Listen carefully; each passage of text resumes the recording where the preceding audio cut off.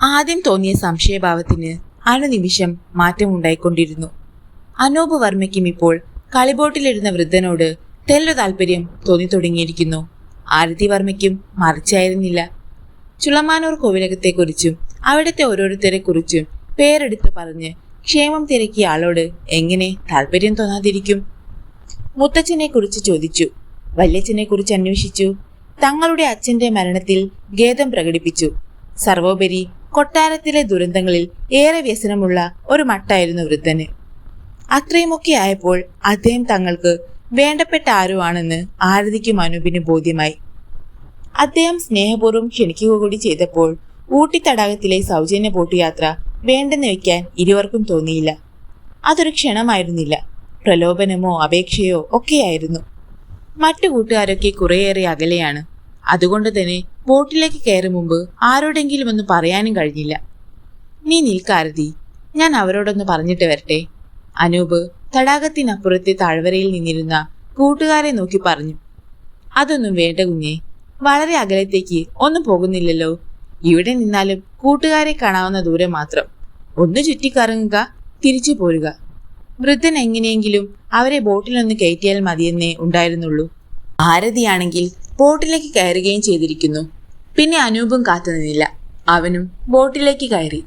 ചെറിയൊരു ബോട്ടാണ്, 4 മുതിർന്നവർക്ക് കയറാൻ വേണ്ടി നിർമ്മിച്ചത്. ഒരു കൊച്ചു കുടുംബത്തിനെ ഉദ്ദേശിച്ചുള്ളത്. നിങ്ങൾ എനിക്ക് എത്രയും വേണ്ടപ്പെട്ടവരാണ്. കണ്ടുമുട്ടിയപ്പോൾ ഞാൻ ഇത്രയെങ്കിലും ചെയ്തില്ലെങ്കിൽ മനസ്സിനൊരു സമാധാനവും ഉണ്ടാകില്ല. ഇതെന്റെ ഒരു സന്തോഷം മാത്രമാണ്. ആ കുട്ടികളെ പോലെ നിങ്ങൾ മാത്രം കളികൾക്കൊന്നും പോകാതെ ഇവിടെ ഇങ്ങനെ ഇരിക്കുന്നത് കണ്ടപ്പോൾ എനിക്ക് വിഷമം തോന്നി. ബോട്ട് തടാകത്തിലേക്ക് നീങ്ങുകയാണ്. തീരെ മെല്ലെ മെല്ലെ അകലുകയാണ്. അസംഖ്യം ബോട്ടുകൾക്കിടയിലൂടെ മെല്ലെ നീങ്ങി തുടങ്ങിയ ആ ചെറുബോട്ട് തിരക്ക് കുറഞ്ഞൊരു ഭാഗത്തേക്ക് നീങ്ങി തുടങ്ങിയത് അനൂപോ ആരതിയോ അറിഞ്ഞില്ല. വെയിലത്തും കുളിരു പെയ്യുന്ന തടാകത്തിലെ സുഖകരമായ കാറ്റിൽ ലയിച്ച് അങ്ങനെ ഇരിക്കുകയായിരുന്നു 2 പേരും. ഇടയ്ക്കൊക്കെ ഓരോന്ന് ചോദിച്ചും പറഞ്ഞും ബോട്ട് വിട്ടുകൊണ്ടിരുന്ന വൃദ്ധനും ഇപ്പോൾ മൗനത്തിലേക്ക് വീണു. അനുവെന്തോ ചോദിച്ചതിന് മറുപടി പറയുക പോലും ഉണ്ടായില്ല വൃദ്ധൻ. ഇരുവരും സീറ്റിലേക്ക് ചാരിയിരുന്നു. ഒരു തലോടൽ പോലെ തടാകത്തിൽ നിന്ന് സ്പർശിക്കുന്ന ആ കാറ്റിൽ അവരുടെ കണ്ണുകൾ മെല്ലെ അടഞ്ഞു പോകുന്ന ആസ്വാദ്യമായ ഒരു മോഹനിദ്രയിലേക്ക് വഴുതിയിറങ്ങും പോലെയായിരുന്നു അവർക്ക് അനുഭവപ്പെട്ടത്. വളരെ മെല്ലെ നീങ്ങിയിരുന്ന ബോട്ടിന്റെ വേഗത വളരാൻ തുടങ്ങിയത് ഇരുവരും അറിഞ്ഞതേയില്ല. തിരക്കിൽ നിന്നൊഴിഞ്ഞ് അധികമാരും പോകാത്ത ഭാഗത്തേക്ക് അത് തിരിഞ്ഞു പായാൻ തുടങ്ങിയതും സീറ്റിലിരുന്ന് മയങ്ങുന്ന കുട്ടികളുടെ നേരെ വൃദ്ധനൊന്ന് തിരിഞ്ഞു നോക്കി. അപ്പോൾ അയാളുടെ കണ്ണുകൾ ക്രൗര്യത്തിന്റെ കനലരിയുകയായിരുന്നു. ചുറ്റും കാട് പിടിച്ചു കിടന്ന തടാകത്തിന്റെ ഒരു ഉൾഭാഗത്തേക്ക് ബോട്ടടുപ്പിച്ചിട്ടയാൾ മെല്ലെ എണീറ്റു. ചുറ്റും ആരുമില്ലെന്ന് ബോധ്യപ്പെടുത്തിയ വൃദ്ധൻ അനൂപിന്റെയും ആരതിയുടെയും തൊട്ടു മുന്നിലെത്തി നിന്നു. ഒരു ദുസ്വപ്നത്തിൽ നിന്നോണം ഞെട്ടിയുണർന്ന അനൂപ് മുന്നിൽ നിൽക്കുന്ന രൂപത്തെ കണ്ട് അലറി നിലവിളിച്ചു. ആ നിലവിളി അവന് പൂർത്തിയാക്കാൻ കഴിയും മുമ്പേ വളർന്നു നീണ്ട നഖങ്ങളുള്ള ഒരു കൈ അവന്റെ തൊണ്ടയിൽ മുറുകി. ഇടതുകൈ ഉണരാൻ തുടങ്ങിയ ആരതിയുടെ കഴുത്തിലും ബലിഷ്ഠമായ ആ കൈകളുടെ കരുത്തിൽ കുട്ടികളുടെ ഇളം ശരീരം പിടഞ്ഞു. 1-2 നിമിഷങ്ങൾ മാത്രം. അതുകഴിഞ്ഞ് ആ തുരുത്തിൽ നിന്നകന്നു തുടങ്ങിയ ബോട്ടിൽ അനൂപും ആരതിയും ഉണ്ടായിരുന്നില്ല. കോവിലകത്തിന്റെ മുറ്റത്തേക്ക് വീണ്ടും ആംബുലൻസ് കയറി വന്നു. അതിനു മുമ്പേ അവിടെ നിന്ന് കൂട്ട നിലവിളി ഉയരാൻ തുടങ്ങിയിരുന്നു. 4 മണിക്കൂർ മുമ്പാണ് ഊട്ടിയിലെ പബ്ലിക് സ്കൂളിൽ നിന്ന് പ്രിൻസിപ്പാൾ കോവിലകത്തേക്ക് വിവരം വിളിച്ചറിയിച്ചത്. അപ്പോൾ തുടങ്ങിയ നിലവിളിയുടെ അലകൾ ഇനിയും ഒടുങ്ങിയിട്ടില്ലെന്ന് മാത്രമല്ല, ഇപ്പോഴത് അതിന്റെ മൂർധന്യത്തിലെത്തുകയും ചെയ്തിരിക്കുന്നു. ആംബുലൻസിനുള്ളിൽ ഉറങ്ങിക്കിടക്കും പോലെ അനൂപിന്റെയും ആരതിയുടെയും ജഡങ്ങൾ. ജഗന്നാഥവർമ്മ പേരക്കുട്ടികളെ കോരിയെടുത്തു. പ്രസീതാബായി ഊട്ടിയിൽ നിന്ന് വാർത്ത അറിഞ്ഞ നിമിഷം ബോധം കെട്ട് വീണതാണ്. അവരെ ആശുപത്രിയിലേക്ക് കൊണ്ടുപോവുകയും ചെയ്തു. കോവിലകത്തിന്റെ തെക്കേ വളപ്പിൽ ഇരട്ടച്ചിത കത്തി ഉയരാൻ പിന്നെ 1-2 നാഴികകളുടെ താമസമേ ഉണ്ടായിരുന്നുള്ളൂ. ഒരാഴ്ചത്തെ ഇടവേളയ്ക്ക് ശേഷം കോവിലകത്ത് വീണ്ടും കറുത്ത ദിനങ്ങളുടെ ആരംഭ മുഹൂർത്തമായി അത്. ഇളയടത്ത് ഭട്ടതിരി വിവരമറിയിച്ചപ്പോൾ തന്നെ കോവിലകത്ത് ഓടിയെത്തിയിരുന്നു. തമ്പുരാന്റെ മുറിയിൽ തലയും കുമ്പിട്ട് അദ്ദേഹം ഇരുന്നു. സർക്കിൾ ഇൻസ്പെക്ടറുടെ ജീപ്പും കോവിലകത്തെത്തി. അദ്ദേഹവും ചിതയ്ക്ക് മുന്നിൽ ഒരു നിമിഷം നിന്നിട്ട് പൂമുഖത്തേക്ക് വന്നു. ആനന്ദവർമ്മയും ജീവച്ഛവം പോലെ ചാരുകസേരയിൽ കിടപ്പുണ്ട്. ഊട്ടിയിൽ നിന്ന് ആംബുലൻസിനെ അനുഗമിച്ചിരുന്ന പോലീസ് ഇൻസ്പെക്ടറുമായി ജയരാജ് സംസാരിച്ചു. കുട്ടികളുടെ ജഡം പോസ്റ്റ്മോർട്ടം നടത്തിയതിൽ നിന്ന് മുങ്ങി മരണമല്ലെന്ന് തീർച്ചയായിരുന്നു. ആ വിവരം ഇൻസ്പെക്ടർ ജയരാജിനെ അറിയിച്ചു. ഒരു തുള്ളി വെള്ളം പോലും ശ്വാസകോശത്തിൽ ഉണ്ടായിരുന്നില്ല. ആമാശയത്തിലുമില്ല. ശ്വാസം മുട്ടി മരിക്കുകയായിരുന്നു. മറ്റൊരത്ഭുതം, മരണം നടന്നിട്ട് അരമണിക്കൂർ ആകുന്നതിന് മുമ്പ് തടാകത്തിൽ പൊന്തിക്കിടക്കുകയായിരുന്നു എന്നതാണ്. നേരത്തോട് നേരം കഴിയാതെ പൊന്താനിടയില്ലാത്ത ശരീരങ്ങളാണെന്നോർക്കണം. കുട്ടികളെ ആരോ കരയിൽ വെച്ചോ ബോട്ടിൽ വെച്ചോ ശ്വാസം മുട്ടിച്ച് കൊന്നതാകാനാണ് സാധ്യത. ഒരു ബോട്ടിൽ അവർ തടാകത്തിലൂടെ നീങ്ങുന്നത് കണ്ടവരുണ്ട്. കിട്ടിയ നേരം കൊണ്ട് കഴിയുന്നത്ര തിരക്കിയിരുന്നു. ജയരാജിന്റെ നെറ്റിയിൽ 2-3 ചുളിവുകൾ വീണു. അവർ പോകുന്നത് കണ്ട ബോട്ടുകാരനെ തിരക്കിയില്ലേ? അയാളെ പിടിച്ച വേറെ അന്വേഷണത്തിന് ബന്ധപ്പെടേണ്ടി വരില്ലായിരുന്നല്ലോ. ക്ഷമിക്കണം സാർ, അന്വേഷിക്കാഞ്ഞിട്ടല്ല. ആ ബോട്ട് നിയന്ത്രിച്ചിരുന്നത് ഒരു വൃദ്ധനാണെന്ന് അറിയാൻ കഴിഞ്ഞിരുന്നു.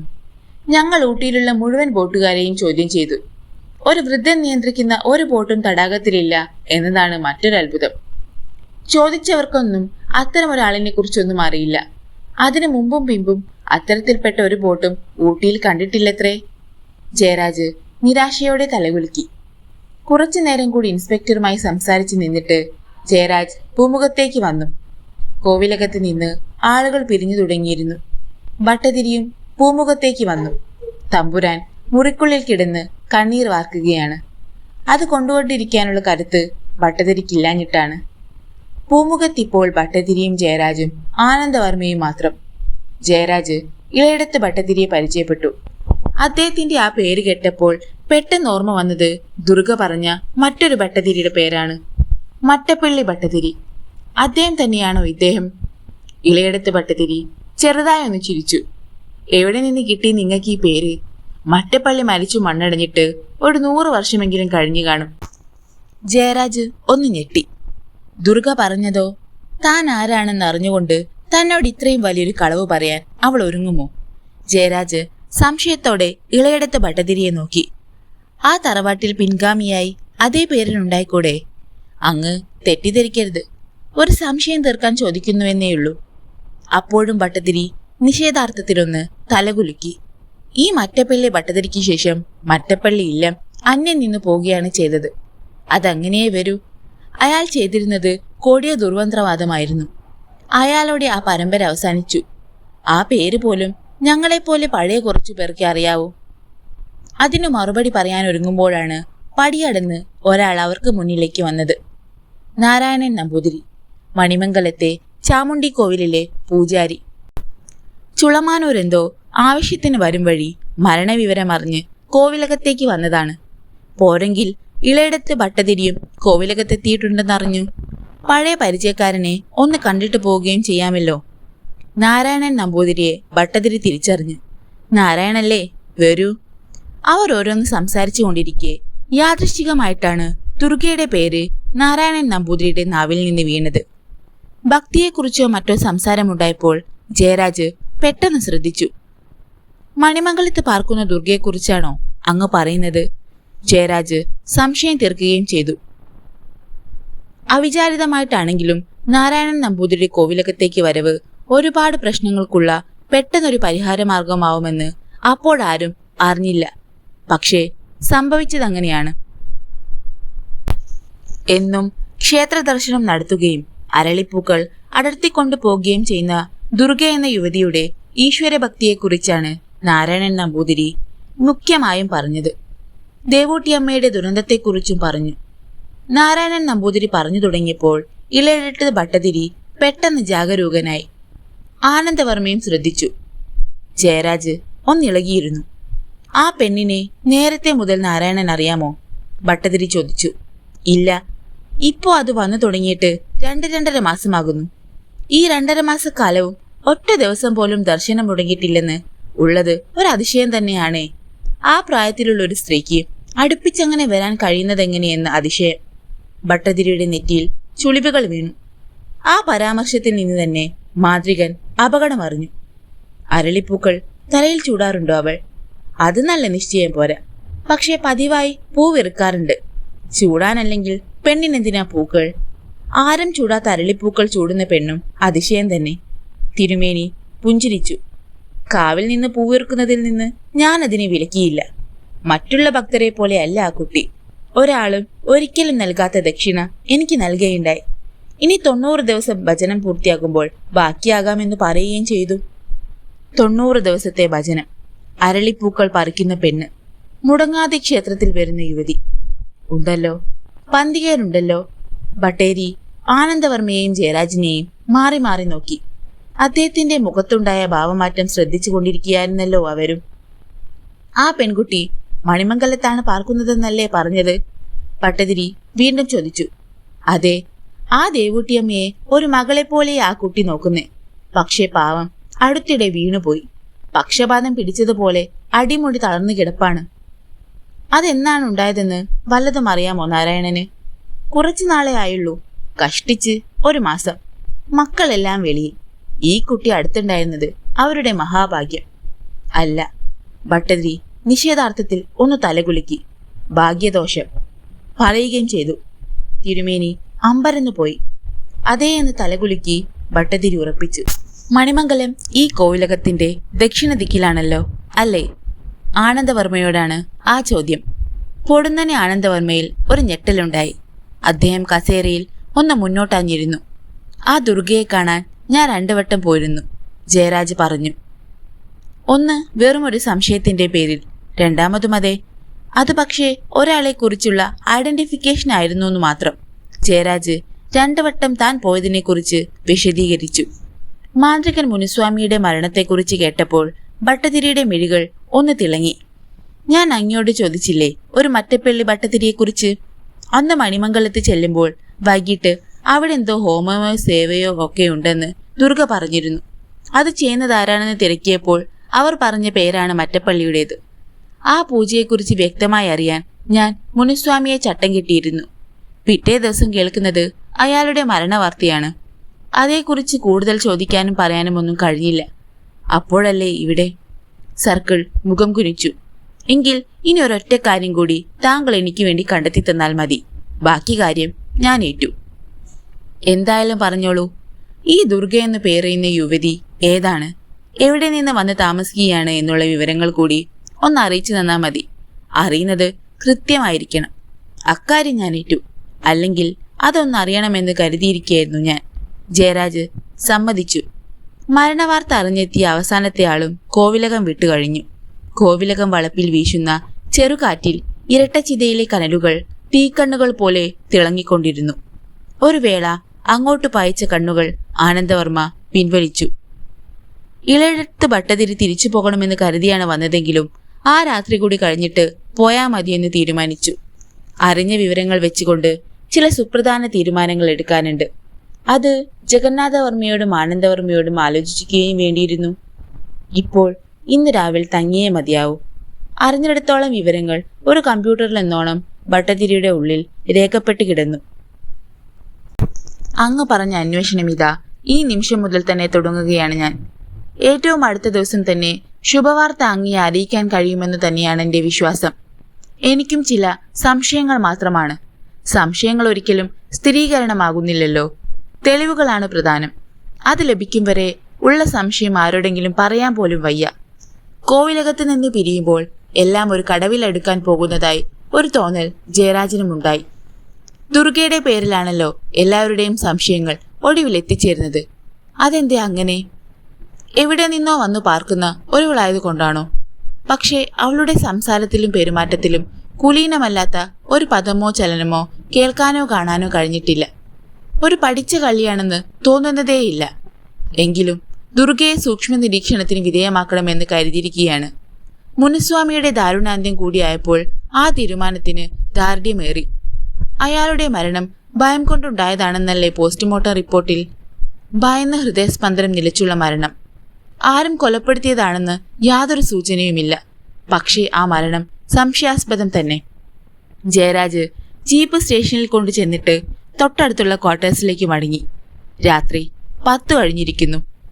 കുളിയും ഭക്ഷണവുമെല്ലാം കഴിഞ്ഞപ്പോൾ 11:30.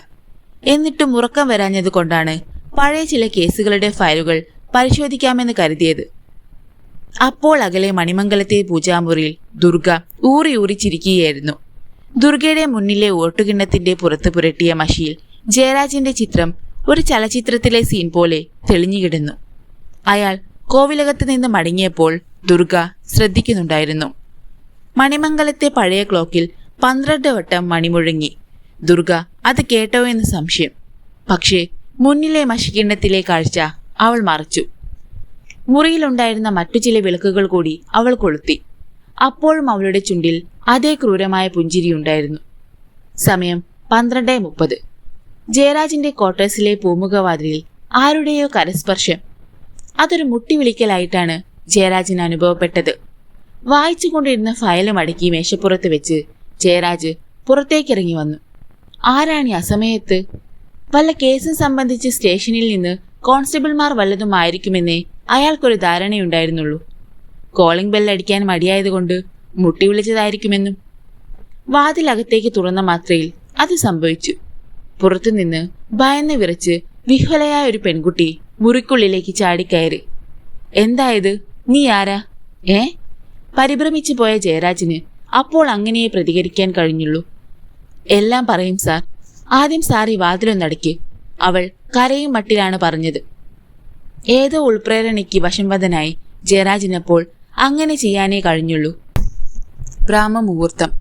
ഇലയിടത്ത് ഭട്ടതിരി തലേന്ന് തീരുമാനിച്ചുറപ്പിച്ചതുപോലെ ചാമുണ്ഡി കോവിലേക്ക് യാത്രയായി.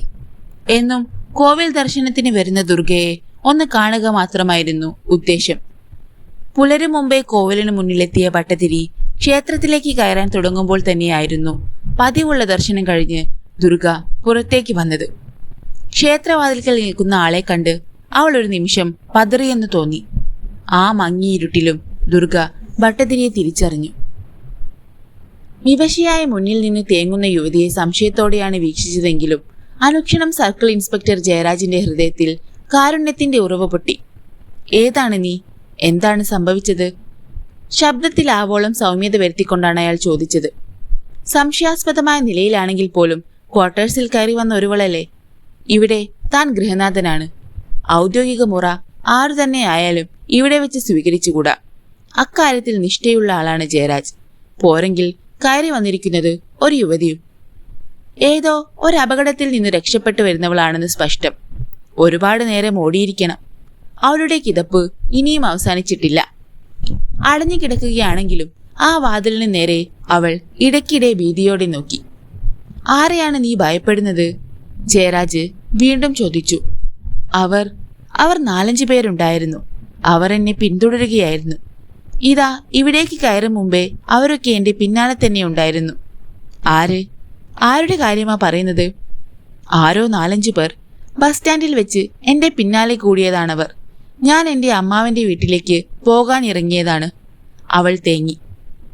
കവിളിലൂടെ ഒഴുകിയ കണ്ണുനീർ സാരിത്തുമ്പുയർത്തി തുടച്ചു. രക്ഷപ്പെടാനൊരു മാർഗവും കണ്ടില്ല. ഒരിടം കാത്തോടുകയായിരുന്നു ഞാൻ. അപ്പോഴാണ് ഇവിടെ ലൈറ്റ് കണ്ടത്. ആരെങ്കിലും ഉറങ്ങാതിരിക്കുന്നുണ്ടാവുമെന്ന വിശ്വാസം കൊണ്ടാണ് ഇങ്ങോട്ട് ഓടിക്കയറിയത്. അപ്പോഴും അവർ എന്റെ പിന്നാലെ ഉണ്ടായിരുന്നു. അവൾ പറഞ്ഞത് വിശ്വസിക്കുകയെ ജയരാജിനപ്പോൾ മാർഗമുണ്ടായിരുന്നുള്ളൂ. ശരി, ഞാനൊന്ന് നോക്കാം. നീ ഇവിടെ തന്നെ നിൽക്ക്. ജയരാജിലെ പോലീസ് ഇൻസ്പെക്ടർ ഉണർന്നു. മേശപ്പുറത്ത് നിന്ന് 5 ബാറ്ററിയുള്ള വലിയ ടോർച്ചും എടുത്തുകൊണ്ട് അയാൾ പുറത്തേക്കിറങ്ങി. അവൾ ഇങ്ങോട്ട് കയറിപ്പോരുന്നത് ശ്രദ്ധിച്ചിട്ടുണ്ടെങ്കിൽ അവളെ പിന്തുടർന്നിരുന്നവർ തെരുവിൽ തന്നെ പതുങ്ങി നിൽക്കുന്നുണ്ടാവും. പോലീസ് സ്റ്റേഷനിൽ നിന്ന് 200 വാരെ കഷ്ടിച്ച അകലമേയുള്ളൂ ക്വാർട്ടേഴ്സിലേക്ക്. അടുത്തുള്ള പോലീസുകാരുടെ ക്വാർട്ടേഴ്സുകളിലൊന്നും ലൈറ്റുകളില്ല. എല്ലാവരും ഉറങ്ങുന്ന നേരമാണല്ലോ. സംശയകരമായ സാഹചര്യത്തിൽ 4-5 പേർക്ക് അധിക നേരം അങ്ങനെ തെരുവിൽ ഒളിച്ചു നിൽക്കാനാവില്ല. ഏതായാലും ഇറങ്ങിയതല്ലേ, സ്റ്റേഷനിൽ ചെന്നൊന്ന് വിവരം പറഞ്ഞിട്ട് പോരാമെന്ന് കരുതി ജയരാജ് അങ്ങോട്ട് ചെന്നു. പാറാവുകാരൻ ഉമ്മറത്തിട്ട കസേരയിൽ ഇരുന്നു. എങ്കിലും സ്റ്റേഷന്റെ മുറ്റത്തെ ചരലുകളിൽ ചെരുപ്പ് താഴുന്ന ശബ്ദം അയാളെ ഉണർത്തുക തന്നെ ചെയ്തു. മറ്റു വല്ല സമയത്തുമാണെങ്കിൽ ഡ്യൂട്ടിക്കിടയിൽ ഇരുന്നുറങ്ങുന്നത് കണ്ടാൽ ശകാരിക്കേണ്ടതാണ്. പക്ഷേ അപ്പോൾ ജയരാജിന് അങ്ങനെയല്ല തോന്നിയത്. ഒരു തമാശ പറയാനാണ്. എടോ, ഉറക്കം വരുന്നെങ്കിൽ ഇങ്ങനെ പരസ്യമായിരുന്നു വേണോടോ അത്. വല്ലവരും കണ്ടാൽ എന്താ കരുതുക? അല്ലെങ്കിൽ തന്നെ പോലീസിന് പുല്ലുവില കൽപ്പിക്കാത്ത കാലം. സാർ, ഞാൻ അറിയാതെ ഒന്ന് കണ്ണടിച്ചു പോയതാണ്. മിനിഞ്ഞാന്നും നൈറ്റ് ഡ്യൂട്ടി ആയിരുന്നു. പകൽ കോടതിയും കഴിഞ്ഞു വന്നപ്പോൾ ഒന്ന് മയങ്ങാൻ പറ്റിയില്ല. അറിയാതെ. സാരമില്ല, ഞാൻ പറഞ്ഞെന്നേയുള്ളൂ. താൻ അകത്തുള്ളവരെ ഇങ്ങോട്ട് വിളിക്കൂ. ഡ്യൂട്ടിയിലുള്ള മുഴുവൻ പേരും അകത്ത് കിടന്നുറങ്ങുന്നത് കാണണ്ടല്ലോ എന്ന് കരുതി ജയരാജ് പുറത്തു തന്നെ നിന്നതേയുള്ളൂ. 2-3 മിനിറ്റിനകം ഹെഡ് കോൺസ്റ്റബിളും മറ്റു 2 പോലീസുകാരും തിടുക്കപ്പെട്ടിറങ്ങി വന്നു സല്യൂട്ട് അടിച്ചു. ഉറക്കം നഷ്ടപ്പെടുത്തിയെങ്കിലും ജയരാജിനോട് അവർക്ക് നീരസമൊന്നും തോന്നിയില്ല. സ്റ്റേഷനിൽ എല്ലാവർക്കും താല്പര്യമുള്ള ഒരു സർക്കിളാണ് ജയരാജ്. എന്താ സാർ ഈ നേരത്ത്? നിങ്ങൾ ഈ ചുറ്റുപാടുകളും നമ്മുടെ ക്വാർട്ടേഴ്സ് പരിസരവുമെല്ലാം ഒന്ന് റോന്തു ചുറ്റിയേക്ക്. സംശയകരമായ ആരെങ്കിലും കണ്ടാൽ കസ്റ്റഡിയിലെടുത്തിട്ട് വിവരം അറിയിക്കണം. അങ്ങനെയൊരു സൂചന ലഭിച്ചു എനിക്ക്. കൂടുതൽ എന്തെങ്കിലും പറയാൻ നിൽക്കാതെ ജയരാജ് തിരിച്ചു പോന്നു. തന്റെ ക്വാർട്ടേഴ്സിന്റെ മുന്നിലെത്തിയ നേരം ആ പ്രദേശത്തെ വൈദ്യുത ബന്ധം വിച്ഛേദിക്കപ്പെട്ടതായി ജയരാജിന് തോന്നി. ക്വാർട്ടേഴ്സിലെ ലൈറ്റുകളും അണഞ്ഞു. പ്രപഞ്ചം ഇരുളിന്റെ ഒരു വലിയ തുരുത്തായി കിടന്നു. ആ പെണ്ണ് ആകെ ഭയന്നു പോയിരിക്കും. പുറത്തുനിന്ന് വാതിലടച്ചിട്ടാണ് പോന്നത്.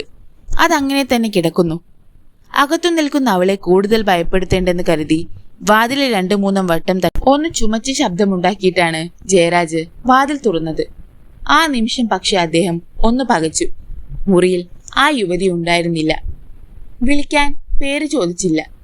പേടിച്ചു വിറച്ച് അകത്തെവിടെയെങ്കിലും പതുങ്ങിയിരിപ്പുണ്ടാവുമോ? ടോർച്ച് തെളിച്ച് മുറികളായ മുറികൾ മുഴുവൻ ജയരാജ് തെരഞ്ഞു. അടുക്കളയിലും കുളിമുറിയിലുമൊക്കെ ശ്രദ്ധിച്ചു. ഇല്ല, അങ്ങോട്ടെങ്ങും അവൾ കയറിയതിന്റെ ലക്ഷണമേ ഇല്ല. അവൾ പിന്നെ എവിടെ പോയി? വീടിനുള്ളിൽ വീണ്ടും വിശദമായ ഒരു തെരച്ചിൽ നടത്തി. കട്ടിലിനടിയിലും വാതിൽ പിന്നിൽ പോലും ഒരാൾ ഒളിച്ചിരിക്കാൻ കഴിയാത്ത ഇടം പോലും ജയരാജ് വെറുതെ വിട്ടില്ല. പക്ഷെ ആ തെരച്ചിൽ വെറുതെയായിരുന്നു. ആ യുവതിയുടെ പൊടി പോലും അവിടെ ഉണ്ടായിരുന്നില്ല. അവൾ പുറത്തേക്കോടി രക്ഷപ്പെട്ടിരിക്കുമോ? അങ്ങനെയാണെങ്കിൽ അടുത്ത നിമിഷം അവൾ കോൺസ്റ്റബിൾമാരുടെ പിടിയിലകപ്പെടുമെന്ന് തീർച്ച. വീടിന് ചുറ്റും ഒരിക്കൽ കൂടി പരിശോധിച്ച് ജയരാജ് വാതിലടിച്ച് ഓഫീസ് റൂമിലെത്തി. ഉറക്കം വരുന്നില്ലെങ്കിലും ഫയലുകൾ നോക്കാനുള്ള മൂഡ് നഷ്ടപ്പെട്ടിരിക്കുന്നു. വൈദ്യുതി തിരികെ എത്തുകയും ചെയ്തു. പാതിമയക്കത്തിൽ കണ്ട ഒരു സ്വപ്നം പോലെയാണ് കഴിഞ്ഞ കുറെ നിമിഷങ്ങൾ കടന്നുപോയത്. യഥാർത്ഥത്തിൽ അങ്ങനെയൊന്ന് സംഭവിച്ചതാണോ എന്ന് സംശയം തോന്നിപ്പോകുന്നു. ആരാണ് പെണ്ണ്? എവിടെ നിന്ന് വന്നു? ഒന്നും ചോദിക്കാൻ കഴിഞ്ഞില്ല. ചോദിച്ചിട്ട് പോയാൽ മതിയായിരുന്നു. കുറച്ചു നേരം കൂടി ഓഫീസ് മുറിയിൽ തന്നെ ഓരോന്നാലോചിച്ചിരുന്നു ജയരാജ്. ക്ലോക്കിൽ ഒരു മണിനാദം കേട്ടു. 1 മണിയായിരിക്കുന്നു. മുറിയിലെ ലൈറ്റ് അണച്ച് ജയരാജ് ബെഡ്റൂമിലേക്ക് വന്നു. ബെഡിൽ കയറി കിടന്നിട്ടും ഉറക്കം വരുന്നില്ല. ഇങ്ങനെ ഒരിക്കലും പതിവുള്ളതല്ല. പകലത്തെ അകൽച്ചിന് ശേഷം കട്ടില് കണ്ടാൽ കണ്ണുകൾ താനെ അടഞ്ഞു പോവുകയാണ് പതിവ്. ഒരു വല്ലാത്ത ദിവസമെന്ന് സ്വയം പറഞ്ഞു. രാവിലെ ചെയ്യേണ്ട കാര്യങ്ങളെക്കുറിച്ച് ചിട്ടയായി ആലോചിച്ച് ജയരാജ് ഉറക്കം കാത്തുകിടന്നു. ക്ലോക്കിലെ ടിക് ടിക് ശബ്ദം കുറെ നേരം എണ്ണി. അറിയാതെ എപ്പോഴോ ജയരാജ് മയക്കത്തിലേക്ക് വഴുതി വീണു. ആരുടെയോ ഒരു തണുത്ത കരസ്പർശം. ജയരാജ് ഞെട്ടിയുണർന്നു. മുറിയിൽ ലൈറ്റില്ല. ബെഡ്റൂം ലാമ്പും അണഞ്ഞിരിക്കുന്നു. ചാടിപ്പിടിഞ്ഞ് എണീക്കാൻ തുടങ്ങിയ അയാളെ ആ തണുത്ത കരങ്ങൾ ബെഡിലേക്ക് തന്നെ അമർത്തിപ്പിടിച്ചു. കുതറിയിട്ടും രക്ഷയില്ല. വല്ലാത്തൊരു ഭയം ജയരാജിനെ പിടികൂടി. തന്റെയൊപ്പം കട്ടിലിൽ ആരോ ഉണ്ട്. അതൊരു പെണ്ണാണെന്നും തോന്നുന്നുണ്ട്. പക്ഷേ ആര്? അനങ്ങാൻ കഴിയാത്ത വിധം കട്ടിലിൽ തന്നെ ഉറുക്കെ പുണർന്നു കിടക്കും. ഒരു പെണ്ണിന്റെ കരങ്ങൾക്ക് ഇത്രയും ബലിഷ്ഠമായിരിക്കാൻ ഒരിക്കലും സാധിക്കില്ല. കൈയെടുത്തൊന്നും പരതി നോക്കാൻ പോലും കഴിയുന്നില്ല. മുറിയിൽ ഏതോ കാട്ടുപൂക്കളുടെ ഗന്ധം നിറഞ്ഞു പടർന്നിട്ടുണ്ടോ? കാലുകൾ കൊണ്ട് കാലുകളിലും കൈകൾ കൊണ്ട് ശരീരം അപ്പാടെയും അമർത്തി പിടിച്ചിരിക്കുകയാണവൾ. ബലിഷ്ഠകായനായ ജയരാജ് വീർപ്പുമുട്ടി. നെഞ്ചിലൂടെ ഒരു കൈ അരിച്ചരിച്ച് കഴുത്തിലേക്ക് കയറി വന്നു. 4-5 പേർ ഒരുമിച്ച് ആക്രമിച്ചാലും രക്ഷപ്പെടാൻ കെൽപ്പുള്ള ജയരാജിന്റെ ശക്തി അപ്പാടെ ചോർന്നുപോയ അനുഭവമാണ് ഉണ്ടായിരിക്കുന്നത്. അനങ്ങാൻ കഴിയുന്നില്ല. ശബ്ദിക്കാനാണെങ്കിൽ നാവ് ചലിക്കുന്നില്ല. തണുത്ത കരസ്പർശം കഴുത്തിലെത്തിയിരിക്കുന്നത് ജയരാജ് അറിഞ്ഞു. അത് കഴുത്തിൽ പിടിമുറുക്കിയിരിക്കുകയാണ്. കൂടുതൽ മുറുകുകയാണ്. ജയരാജിന്റെ ശ്വാസം തൊണ്ടയിൽ തടഞ്ഞു. അപ്പോഴും ക്ലോക്കിന്റെ ടിക് ടിക് ശബ്ദം മാത്രം മുറിയിൽ പ്രതിധ്വനിച്ചു കൊണ്ടിരുന്നു. മണിമംഗലം തറവാട്ടിലെ ദുർഗയുടെ മുറി തുറക്കപ്പെട്ടു.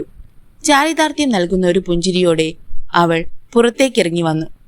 ഉറക്കത്തിലോ ഉണർവിലോ അപ്പോഴും മച്ചിലേക്ക് നോക്കി മിഴിച്ചു കിടക്കുകയായിരുന്ന ദേവൂട്ടിയമ്മയുടെ നേരെ കരുണാർദ്രമായൊന്ന് നോക്കിയിട്ട് പുഞ്ചിരിച്ചു. പിന്നെ അവരുടെ കട്ടിലിനടുത്ത് ചെന്ന് പുതപ്പെടുത്ത് കഴുത്ത് വരെ പുതപ്പിച്ചു കൊടുത്തു. ഒരാഴ്ച കൂടി മതി അമ്മച്ചി, അത് കഴിഞ്ഞ് അമ്മച്ചിയെ ഞാൻ എണീപ്പിക്കാം, ദുർഗ പറഞ്ഞു. ദേവൂട്ടിയമ്മ അത് കേട്ടോ എന്തോ. എന്നെങ്കിലും എവിടെ വെച്ചെങ്കിലും ഇതുപോലൊരു കൂടിക്കാഴ്ച ഉണ്ടാവുമെന്ന് നല്ല വിശ്വാസമുണ്ടായിരുന്നു. അതിവിടെ വെച്ച് അപ്രതീക്ഷിതമായി പൊടുന്നനെയായപ്പോൾ തെല്ലൊന്നു പകച്ചില്ലെന്ന് പറഞ്ഞുകൂടാ. പക്ഷേ അത്തരമൊരു ഭാവവും ഏത് പ്രതിസന്ധിയിലും മുഖത്തണിയാതിരിക്കാൻ ദുർഗയ്ക്കുണ്ടായിരുന്ന വൈദഗ്ധ്യം അവിടെയും അവളുടെ തുണയ്ക്കെത്തി. ക്ഷേത്രത്തിന് പുറത്തു നിൽക്കുന്ന ഭട്ടതിരിയെ വെറുതെ ഒന്ന് നോക്കി അവൾ പതിവ് പോലെ മുന്നോട്ട് നടന്നു തുടങ്ങി. ക്ഷേത്ര ദർശനത്തിന് വരുന്ന എത്രയോ അപരിചിതരെ കാണുന്നതിനുമപ്പുറം ഒരു പ്രത്യേകതയും ഭട്ടതിരിയിൽ ഇല്ലെന്ന മട്ടിലുള്ള സ്വാഭാവികമായ അവഗണന മാത്രം. പക്ഷേ ഉള്ളൊന്നു പിടഞ്ഞത് അറിഞ്ഞില്ലെന്ന് നടിക്കാൻ ദുർഗയ്ക്ക് കഴിയുമായിരുന്നില്ല. എത്ര അവഗണിച്ചാലും ഭട്ടതിരി ആരാണെന്ന വിചാരം നല്ലവണ്ണമുണ്ട്. ആദ്യ പരാജയങ്ങൾ കൊണ്ട് അടങ്ങിയിരിക്കാൻ മനസ്സില്ലാത്തവൻ ഓരോ പരാജയവും ഓരോ വെല്ലുവിളിയായി സ്വീകരിച്ചവൻ. ദിക്കറിഞ്ഞപ്പോൾ തന്നെ ദിശാസ്തംഭം നടത്തി തന്റെ ചലനങ്ങൾക്ക് ചങ്ങല പൂട്ടിട്ടവൻ. ഒരേറ്റുമുട്ടലുണ്ടായാൽ ഇലയിടത്ത് ഭട്ടതിരിയെ പോലൊരു മാന്ത്രികന് മുന്നിൽ പിടിച്ചു നിൽക്കാൻ തനിക്കാവില്ലെന്ന് നല്ല തീർച്ചയുണ്ട്. അദ്ദേഹത്തിന്റെ ഈ വരവ് മനസ്സിൽ അസ്വസ്ഥതയുടെ അനുരണനങ്ങൾ ഉണ്ടാക്കുന്നു. വെറുതെ ഒരു ക്ഷേത്ര ദർശനത്തിനുള്ള വരവല്ല. തന്നെക്കുറിച്ച് എന്തെങ്കിലും സംശയം തോന്നിയിട്ടുണ്ടാവുമോ? ഉണ്ടാവുമെന്ന് മനസ്സു പറയുന്നു. അല്ലെങ്കിൽ നാഴികകൾ താണ്ടി ഭട്ടതിരി ഈ മണിമംഗലം ഗ്രാമത്തിലെ ചാമുണ്ഡി ക്ഷേത്രത്തിൽ തന്നെ വന്നതെന്തിന്? താൻ കണ്ടുപിടിക്കപ്പെട്ടുവോ? ഉള്ളു ഒന്ന് കിടുങ്ങി. ക്ഷേത്രത്തിലേക്ക് കയറും മുമ്പേ ഭട്ടതിരി ഒന്ന് തിരിഞ്ഞു നോക്കി. ദുർഗ. ഇവൾ പേര് സൂചിപ്പിക്കും പോലെ ദുർഗ തന്നെ. അസാമാന്യ തന്റെ ഇടമുള്ള ഒരു യുവതിയാണവളെന്ന് പ്രഥമ ദർശനത്തിൽ തന്നെ അയാൾക്ക് ബോധ്യമായി. നിർമാല്യം കഴിഞ്ഞുള്ള പൂജയ്ക്ക് വേണ്ടി തയ്യാറാവുന്ന നാരായണൻ നമ്പൂതിരി ഭട്ടതിരിയെ കണ്ട് ആദരവോടെ എണീറ്റു. സമയം തെറ്റിയില്ലല്ലോ, നന്നായി. വന്ന കാര്യം നടന്നുവോ? തിരുമേനിയുടെ കുശലാന്വേഷണം. ഭംഗിയായി തന്നെ. ഭട്ടതിരി ചാമുണ്ഡി കോവിലിന് മുന്നിൽ കൂപ്പുകൈകളുമായി നിന്നു. വിഗ്രഹത്തിന്റെ മുഖത്ത് അസാമാന്യ തേജസ്സാണ് ദർശിക്കാൻ കഴിഞ്ഞത്. ഇഷ്ടപ്പെട്ട ആശ്രിതയുടെ ശത്രുവാണ് മുന്നിലെന്ന് ദുർഗാദേവി തിരിച്ചറിഞ്ഞുപോയെന്തോ. അനേകകാലം ആരാധിക്കുന്ന ഭക്തനോടും അനുനിമിഷം അത് ചെയ്യുന്ന ആളോടും ഒരേ മനോഭാവമായിരിക്കും ഈശ്വരന്മാർക്ക്. അമ്മേ മഹാമായെ, അവിടുത്തെ ഭക്തയെ എതിർക്കാനുള്ള കെൽപ്പ് അടിയന് നേടിത്തരണേ, ഭട്ടതിരി ആത്മാർത്ഥതയോടെ പ്രാർത്ഥിച്ചു. അവളെ അമ്മ അനുഗ്രഹിച്ചോളൂ, പക്ഷേ അടിയനും ആ അനുഗ്രഹത്തിന്റെ ഒരംശം നൽകണം. അത്രയുമേ ഉണ്ടായിരുന്നുള്ളൂ ഭട്ടതിരിയുടെ പ്രാർത്ഥന. അത് അംഗീകരിക്കുകയോ തിരസ്കരിക്കുകയോ ചെയ്യുന്ന മട്ടിൽ ഭഗവതിയുടെ മുഖം അപ്പോഴും പൂർണ്ണസ്ഥിതിയിൽ തന്നെ. അഭിഷേകവും പിന്നെ ഉഷപൂജയും കഴിയുന്നതുവരെ അദ്ദേഹം ക്ഷേത്രത്തിൽ തന്നെ ചിലവഴിച്ചു. ദുർഗയെ കണ്ടിട്ട് അങ്ങയ്ക്ക് എന്തു തോന്നുന്നു? എനിക്കിപ്പോഴും അത്ഭുതം തന്നെയാണേ. ഈ പ്രായത്തിലും പെൺകിടാളിങ്ങളിങ്ങനെ ഭക്തിയിൽ മുഴുകാന്ന് വെച്ചാൽ വിശ്വസിക്കാൻ കഴിയുന്നില്ല. ഭക്തി വേണ്ടത് തന്നെ, പക്ഷെ അതൊരു തരം ഭ്രാന്ത എന്ന് പറഞ്ഞാലത്ത അവസ്ഥയിലാ ആ കുട്ടി. നാരായണൻ നമ്പൂതിരി ഭട്ടതിരിയോടൊപ്പം പ്രദക്ഷിണ വഴിയിലൂടെ നടക്കുമ്പോൾ പറഞ്ഞുകൊണ്ടിരുന്നു. ദുർഗയെക്കുറിച്ച് തനിക്ക് തോന്നിയത് തുറന്നു പറയാൻ അദ്ദേഹം മടിച്ചു. അതുപോലെ അസാധാരണമാണെന്ന് തോന്നുന്നില്ലേ നാരായണന്? മറ്റാരെയും പോലെയല്ല ആ പെൺകുട്ടിയെന്ന്. അതുതന്നെയാ അവളുടെ പ്രകടമായ പ്രത്യേകതയും. ഈ പ്രായത്തിൽ ഇതുപോലെ ഭക്തിയിൽ തന്നെ മുഴുകുന്ന ഒരു പെണ്ണിന്റെ പിന്നിൽ എന്തെങ്കിലും ഒരു കാരണമുണ്ടാകും. ഒന്നുകിൽ അകാല വൈദവ്യം ഏറ്റുവാങ്ങുക, അല്ലെങ്കിൽ ആഗ്രഹിച്ചതൊന്നും നടക്കാതെ പോവുക, അതുമല്ലെങ്കിൽ വളരെ പ്രധാനപ്പെട്ടതെങ്കിലും കരഗതമാകുക. ഇതിൽ മൂന്നാമത്തെ കാരണമാകാം അവളുടേത്. ഇത്തരം ഭക്തി കൊണ്ടത് സാധിക്കുമെന്നാണോ അങ്ങ് പറയുന്നത്? സംശയം എന്താ നാരായണ? ഭക്തി മരുന്നാണ്, മന്ത്രങ്ങളും മരുന്നാണ്. ഇന്നത്തെ ആയുർവേദവും അലോപ്പതിയും ഹോമിയോപ്പതിയും ഒന്നും ഇല്ലാതിരുന്ന കാലത്ത് ഈ ലോകം ഭരിച്ചിരുന്ന ഭിഷഗ്വരന്മാർ മാന്ത്രികരായിരുന്നില്ലേ? മന്ത്രത്തിന്റെ അതിരുകളില്ലാതെ ശക്തി കൊണ്ട് അന്നൊക്കെ അത് മരുന്ന് പോലെ ഫലിച്ചിരുന്നില്ലേ? പിന്നെയും കാലം എത്ര വളർന്നു! ഇന്ന് പുതിയ ചികിത്സാരീതികൾ അതിവേഗം ലോകം പിടിച്ചടക്കിക്കൊണ്ടിരിക്കുകയല്ലേ. അന്ന് ഇത്രയും സൗകര്യങ്ങൾ ഉണ്ടാവുന്നതിന് മുമ്പ് മനുഷ്യർ മന്ത്രങ്ങളെ മാത്രമാണ് ആശ്രയിച്ചിരുന്നത്. ഒരു മാന്ത്രികന് സാധിക്കാൻ കഴിയാത്ത കാര്യങ്ങളൊന്നും ഉണ്ടായിരുന്നില്ല. അതിനു വേണ്ടത് അനുഷ്ഠാനത്തോടെയുള്ള മാന്ത്രിക തപസ്സായിരുന്നു. 100-ൽ ഇന്ന് ഡോക്ടർ ആവുന്നുണ്ട്. പണ്ട് 10,000-ൽ പോലും മാന്ത്രികരായിരുന്നില്ല. കാരണം അതിൻ്റെ പാരമ്പര്യം തന്നെ. പറഞ്ഞല്ലോ നാരായണ, അനുഷ്ഠാനത്തോടെ ഇന്നും ശ്രമിച്ചാൽ ആർക്കും മാന്ത്രിക ശക്തി കരഗതമാക്കാവുന്നതേയുള്ളൂ. ദുർഗയുടെ ഉദ്ദേശം അങ്ങനെ എന്തോ ആണെന്ന് തീർച്ചയാണ്. അതിലവൾ എത്രത്തോളം വിജയിച്ചു കഴിഞ്ഞിട്ടുണ്ടെന്നേ അറിയണ്ടു. അതറിയാൻ ഇനി എളുപ്പമാണ്. ഭട്ടതിരി പറയുന്നത് അത്ഭുതത്തോടെ കേട്ടുകൊണ്ട് ഒപ്പം നടക്കാനേ നാരായണൻ നമ്പൂതിരിക്ക് കഴിഞ്ഞുള്ളൂ. സ്വന്തം മനസ്സ് ആഹ്ലാദം കൊണ്ട് നിറയുകയാണെന്ന കാര്യം ഭട്ടതിരി മറച്ചു. ഇതാ താൻ തേടിയെത്തിയിരിക്കുന്നു. ഇതുവരെ ഉണ്ടായിരുന്ന ഇരുൾമറ ചീന്തിയെറിയപ്പെട്ടിരിക്കുന്നു.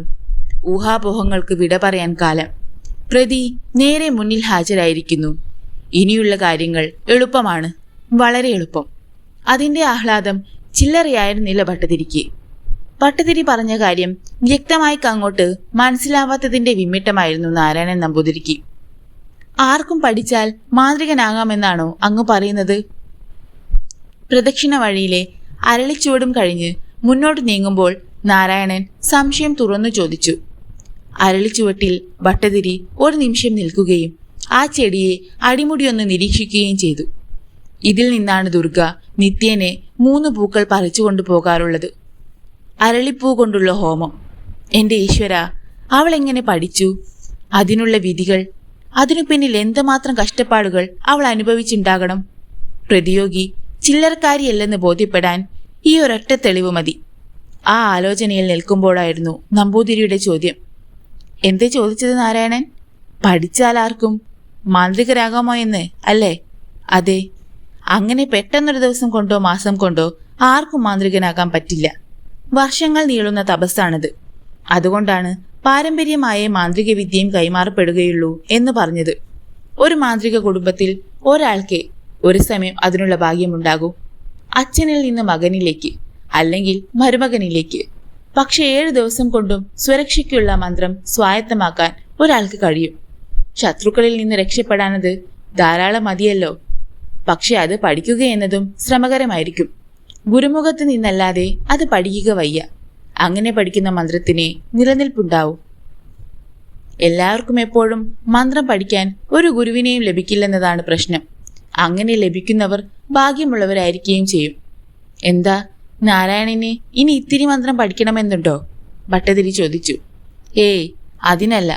ചാമുണ്ടേശ്വരിയെ നിത്യേനെ പൂജിക്കുന്ന എനിക്കിനി എന്തിനാ വേറെ മന്ത്രം? ഒന്ന് അറിഞ്ഞിരിക്കാൻ മാത്രം. നാരായണനും ചിരിച്ചു. ഒരു പ്രധാന കാര്യം കൂടിയുണ്ട് നാരായണനോട് പറയാൻ. എന്തേ എന്ന് അയാൾ മുഖമുയർത്തി. നാളെയും ദുർഗ ക്ഷേത്ര ദർശനത്തിന് വരുമല്ലോ. എന്നെക്കുറിച്ച് എന്തെങ്കിലും ചോദിച്ചാൽ അറിയില്ലെന്നേ പറയാവൂ. ഒരു കാവിൽ ആർക്കൊക്കെ ദർശനത്തിന് വരാം, അതൊക്കെ പൂജാരി അറിഞ്ഞിരിക്കണമെന്നുണ്ടോ എന്നേ ചോദിക്കാവൂ. കാര്യമുണ്ടെന്ന് കരുതിക്കോളൂ. തിരുമേനി അത് സമ്മതിച്ചു. ഭട്ടതിരി പിന്നെ വൈകിയില്ല. ആഹ്ലാദം കൊണ്ട് തുടികൊട്ടുന്ന ഹൃദയവുമായി അദ്ദേഹം ചുളമാനൂരേക്ക് തിരിച്ചു. സന്തോഷവാർത്ത തമ്പുരാനെയും അറിയിച്ചിട്ടേ മടക്കയാത്രയുള്ളൂ. മണിമംഗലം തറവാട്ടിലെ ദുർഗയുടെ പൂജാമുറിയിൽ തിരികൾ ജ്വലിക്കുന്നതിനനുസരിച്ച് ഇരുൾ പിൻവാങ്ങിക്കൊണ്ടിരുന്നു. 7 നില വിളക്കുകൾ ദുർഗ കൊളുത്തി. കുളിച്ച് ഈറനോടെ അവൾ ആ മുറിയിൽ കയറി വാതിലുകൾ ബന്ധിച്ചിട്ട് അരനാഴികയേ ആയിട്ടുള്ളൂ. മാറിൽ നനഞ്ഞൊരു നേരിയതു മാത്രമേ നഗ്നത മറയ്ക്കാനുള്ളൂ. ദുർഗയുടെ കണ്ണുകളിൽ കനലുകൾ എരിഞ്ഞു. അവളുടെ മുഖത്ത് ദൃഢനിശ്ചയത്തിന്റെ ഭാവം മാത്രമായിരുന്നു. ശത്രു തന്നെ കണ്ടെത്തിയിരിക്കുന്നു. അപകടം നനച്ചിരിക്കാതെ തേടിയെത്തിയിരിക്കുന്നു. അത് പാടില്ലല്ലോ. അങ്ങനെ ഉണ്ടായിക്കൂടല്ലോ. തോൽക്കാൻ മനസ്സില്ലാത്ത ദൃഢചിത്തത്തിന്റെ തീരുമാനമായിരുന്നു അത്. നിലവിളക്കുകൾക്ക് മുമ്പിൽ വെറും തറയിൽ ദുർഗയിരുന്നു. ഒരു യോഗിനിയുടെ ഭാവമായിരുന്നു അപ്പോഴവൾക്ക്. ധ്യാനലീനമായ കുറെ നിമിഷങ്ങൾ.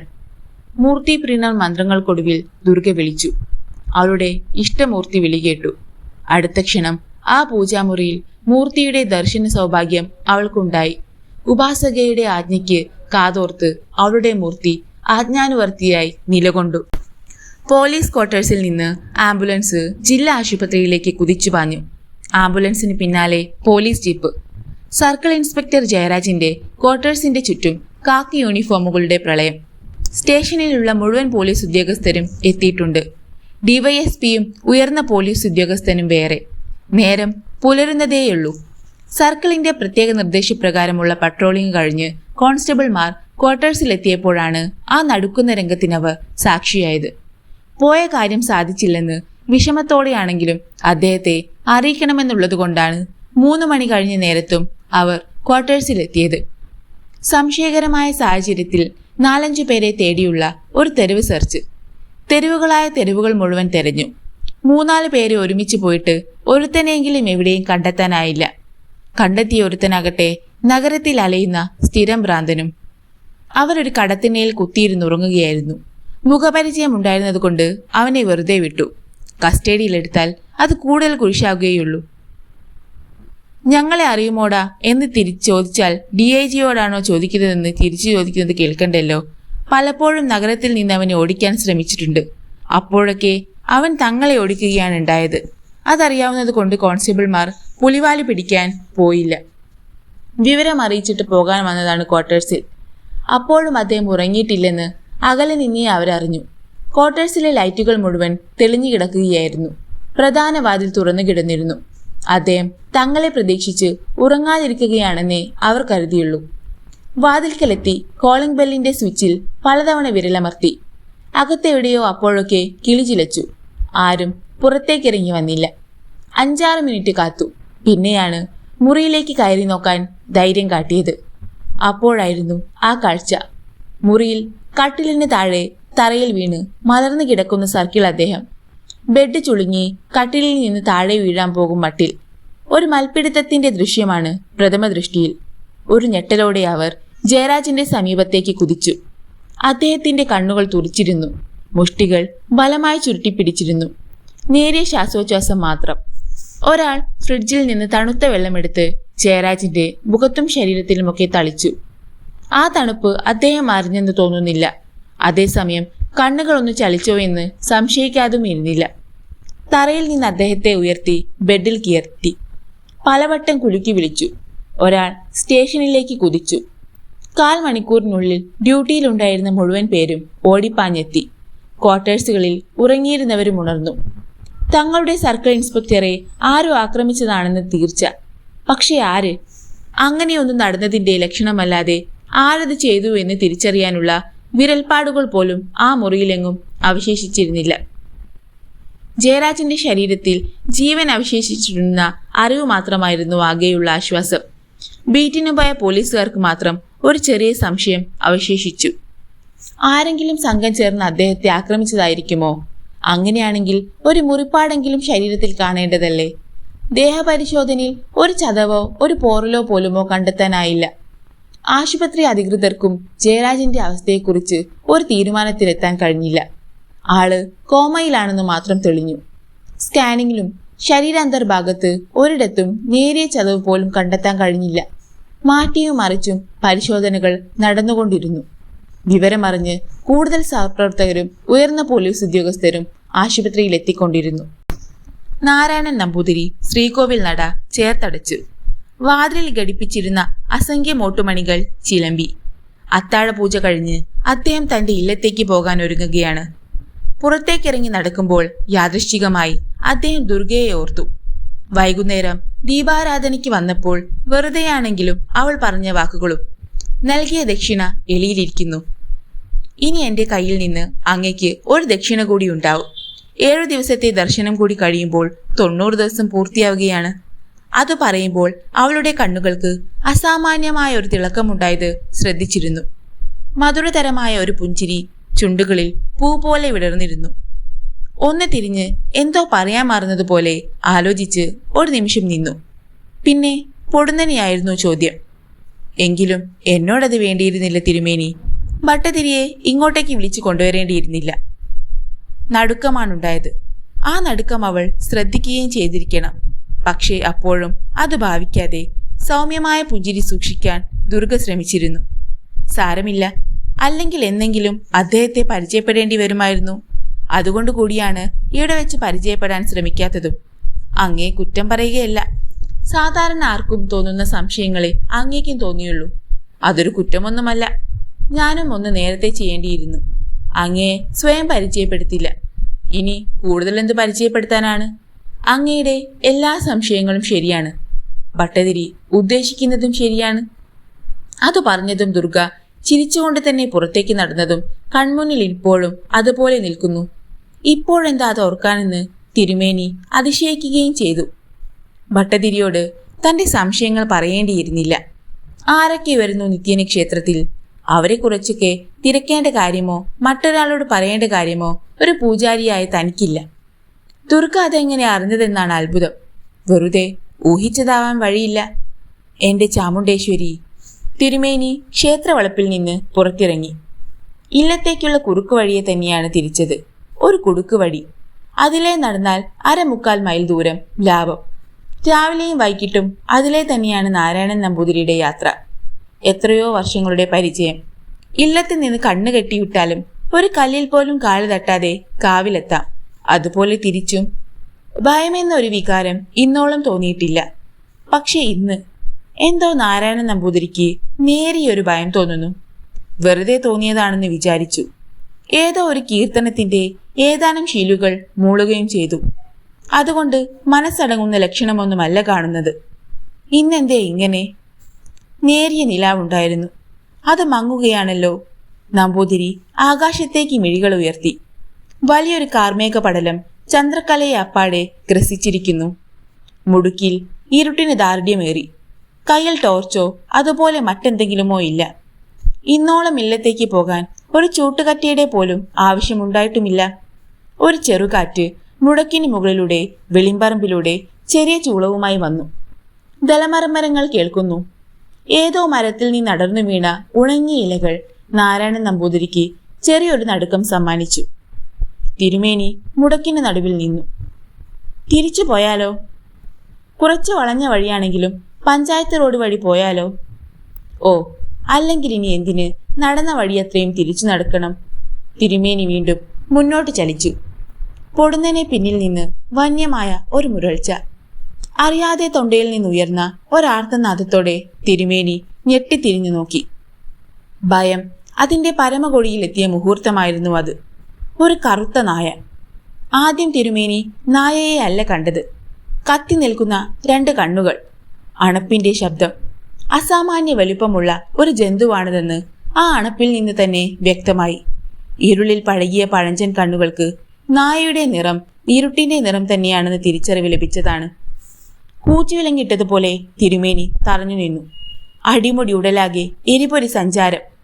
കാലിന്റെ പെരുവിരൽ നിന്ന് വിദ്യുത് പ്രവാഹം സിരകളിലാകെ. നാവുണങ്ങുന്നു. കണ്ണുകളിൽ നിന്ന് ആവി പറക്കുന്നു. എന്റെ ചാമുണ്ടേശ്വരി. അറിഞ്ഞു തന്നെ വിളിച്ചു. അന്നേവരം ഒരു നവോന്മേഷം തോന്നുകയും ചെയ്തു. കാലുകൾ മുന്നോട്ട് കുതിച്ചു. ആ ജന്തു കുതിച്ചു ചാടിയില്ലെന്ന തോന്നൽ ഒരു വിപതി ധൈര്യവും കൊടുത്തു. പക്ഷേ കാര്യമൊന്നും ഉണ്ടായിരുന്നില്ല. മുടക്കം അവസാനിക്കുന്ന പുരയിടത്തിനടുത്തിയ നിമിഷം പിടിച്ചു നിർത്തിയതുപോലെ തിരുമേനിക്ക് നിൽക്കേണ്ടി വന്നു.